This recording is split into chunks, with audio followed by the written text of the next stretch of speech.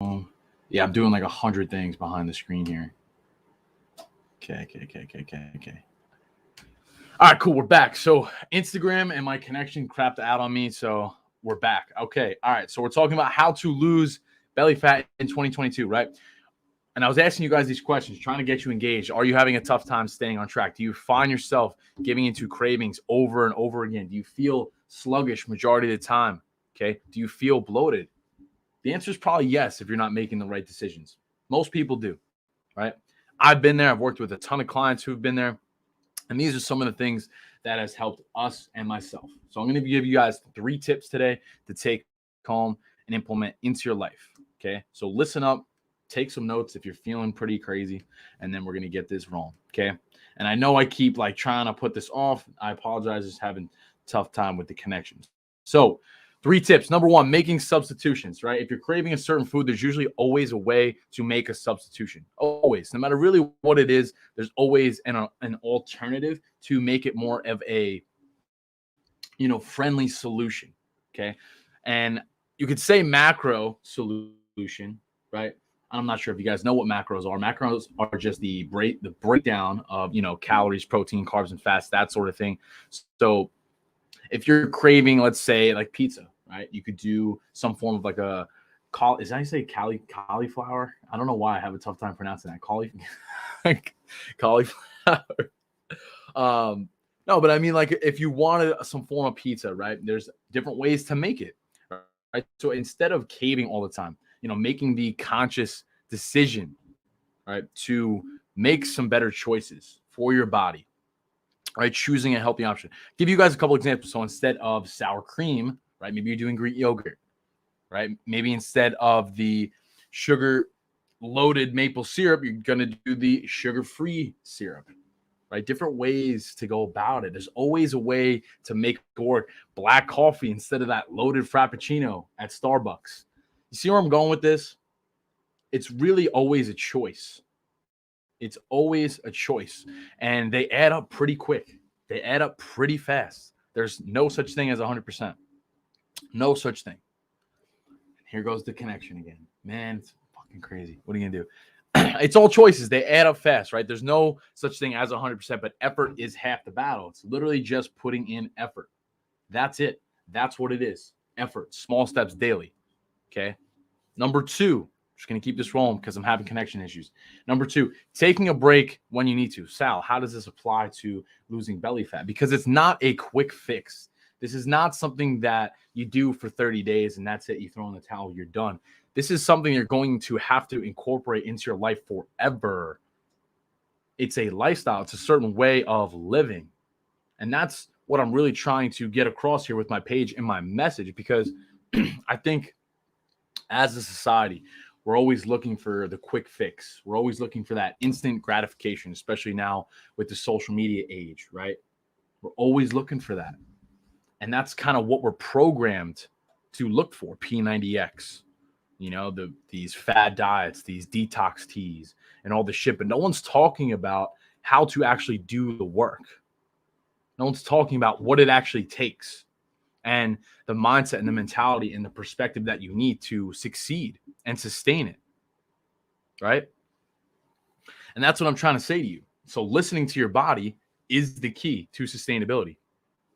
It is. And I see so many people thinking that, they need to execute everything in perfection in order to see results, when that's just not the case. And I used to struggle with the same thing as well, and that's just not how it works. It's just not. The results are actually found in those small details that are practiced day in and day out. That's what it is, right? Consistency, mindset, right? And I feel I get a lot of this too, oh, well, I have to be in the gym at Monday at 6 a.m. I can't go later. I can't go after work, or this is not. I hear all these things, as to why we can't accomplish it, right? All the time. You don't have to be in the gym at the same time every day. You don't have to be in the gym every day. You could do stuff from home. You could get steps in. You could do some yoga. There's always something to be done. And I think when you approach it from that perspective, it gets a little more attainable instead of looking at it as a mountain. Because when you look at it as a whole, it gets pretty overwhelming, right? Gets pretty overwhelming. And a lot of times you just turn the other way. Say, fuck it. I've struggled with that. And I've worked with a lot of clients who have struggled with that. So what's the change? It's the perspective on how they choose to approach all of these things, both fitness and nutrition, the sleep. I'm not telling you not to live your life, because obviously, that's not realistic either. What I'm saying is, if you miss a day here and there, it's not going to kill you, right? If you drink alcohol, you're not going to lose your muscle. If you go out to dinner, you're not going to put on 5 pounds. And even if you went out to dinner and you weighed yourself after and you did put on 5 pounds, it's usually not accurate. And that's why I hate the scale, and especially women too. I specialize with women. You guys love to weigh yourself. Women love to weigh themselves on the scale. And this is something that I'm really trying to get them away from, because I don't think it's an accurate representation of your hard work. You fluctuate so much on a daily basis, the amount of water, the amount of food that you get, sleep. There's too many factors, hormones. We could go all day with that. So I believe in pictures, how you feel, how your clothes fit, that sort of thing. That's what matters, right? People you haven't seen in a while, what are they saying to you? That sort of thing. That's what I think is important. And it's frustrating to me because there is a lot of misconceptions in this industry. And I'm trying to be someone who's really trying to do things the right way. So what does that mean? Just continuing to show up, have patience, trust the process. Because it is difficult. This is a lifestyle. This is literally a way of living. And the hardest part is delaying, the short-term gratification. That's so hard, especially now. We go on TikTok and boom, we're scrolling and we're seeing everything like this. We're getting it. So it's kind of the same concept, with wanting to change your body, your mind, and your lifestyle. You want it now. I want abs in 30 days, right? We're just conditioned to think this way.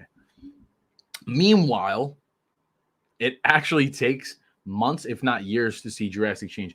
I think for the last 3, maybe 4 years, I've been training pretty consistently, and I'm just starting to really get a firm grasp on everything. I don't know it all. Not by any means. I'm learning every day, and I think that's really what's beautiful about it, is that every day it's another opportunity to learn and grow and improve on my craft. That's how I choose to look at it. That's why I love it. Because I can go in the gym tomorrow, meet an older guy, talk about an exercise, and pick up, something that may help me, and then go and implement on that. And then boom, I may have broken through a plateau because of that little thing. It's just an example, right? And that kind of ties into the last point here, number 3, focusing on what you can control. Focus on what you can control. You can't control the weather, the government, the COVID restrictions, but you can control how you choose to act every day. You can control what you're putting into your body and how you choose to move and sleep, right? And the amount of water that you drink, tracking your calories, reading books, meditating, yoga, like doing all these things to prioritize yourself, because you can't pour from an empty cup, right? So why aren't we doing more of that? That's what we should be focusing on. Okay. Yes, you have to be a student always. I've firmly adopted that mentality. And I've seen a lot of successful people talk about that, just embracing the student mindset. And that's something that I've really leaned into, the past 6 months to a year. And it's helped me tremendously. And, listen, if you need some chocolate or wine, go for it. Go for it. Everything in moderation. This is my opinion. If you're always restricting yourself, you'll probably want to binge. Well, not probably. You're going to binge. And a lot of times that leads to snowballing in the opposite direction. And then that could lead to all kinds of different problems. So this is something that I talk about a lot with my clients too. If you have that urge, right? If you have that urge, feed it. Here and there, in moderation. It's the best way to do it, in my opinion.